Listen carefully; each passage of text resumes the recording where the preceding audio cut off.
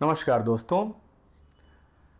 आज मैं आपको एक ऐसी बात बताने जा रहा हूँ जिसे समझ लेने के बाद शायद आपके अंदर से मृत्यु का डर, जीवन का भ्रम और दुख की जड़ें हमेशा के लिए ख़त्म हो जाएं। यह ज्ञान स्वयं भगवान श्री कृष्ण ने अर्जुन को युद्ध भूमि में दिया था, जब अर्जुन मोह और शोक में डूब चुके थे। दोस्तों, गीता के दूसरे अध्याय के 13वें श्लोक में श्री कृष्ण अर्जुन से कहते हैं, देहिनो अस्मिन् यथा देहे कौमारम यवनम जरा तथा देहांतर प्राप्ति धीरस्तत्र न मोह्यति। इसका अर्थ बहुत सरल है। जैसे हमारे शरीर में बचपन, जवानी और बुढ़ापा आता है, वैसे ही मृत्यु के बाद एक नया शरीर आत्मा धारण करती है। बुद्धिमान व्यक्ति इस परिवर्तन से कभी विचलित नहीं होते।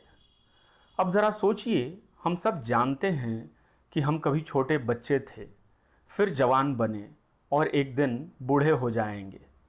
पर क्या हम वो छोटे वाले या जवान वाले शरीर में अभी भी हैं? नहीं ना। लेकिन हम वही हैं, क्योंकि बदलता शरीर है, आत्मा कभी नहीं। आधुनिक विज्ञान भी यही कहता है। हमारे शरीर की हर कोशिका बदलती रहती है। लगभग 7 साल में शरीर की सारी कोशिकाएं बदल जाती हैं। हर सांस के साथ हमारे शरीर के अणु अंदर बाहर होते रहते हैं। यानी शरीर बदलता है, लेकिन हमारी पहचान, हमारी चेतना, हमारा मैं वही रहता है, क्योंकि वो मैं असल में आत्मा है, ना कि शरीर। श्री कृष्ण हमें यहाँ यही सिखाते हैं कि जो जन्म लेता है वह शरीर है और जो अमर है वो आत्मा है। मृत्यु केवल शरीर का परिवर्तन है, आत्मा का अंत नहीं।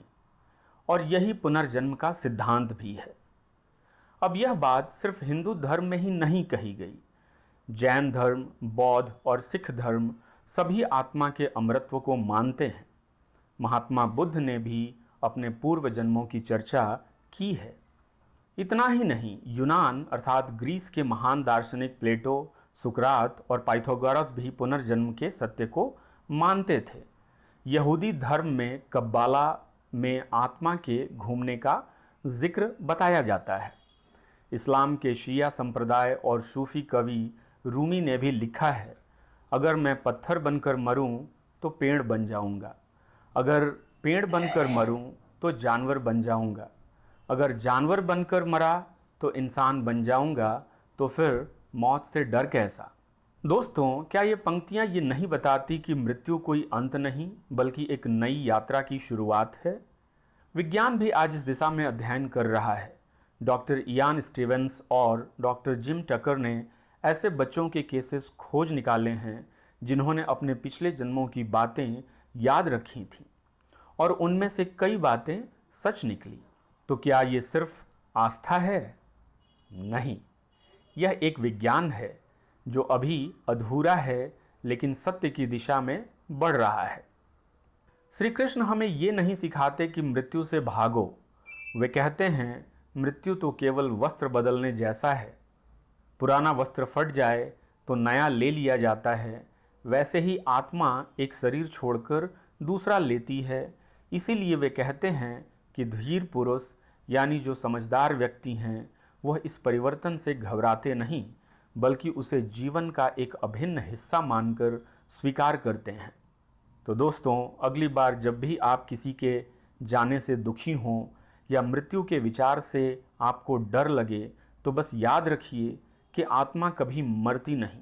वह बस अपना शरीर का घर बदलती है और अपनी यात्रा आगे बढ़ाती रहती है। यही जीवन का सबसे बड़ा सत्य है। हम शरीर नहीं, हम आत्मा हैं।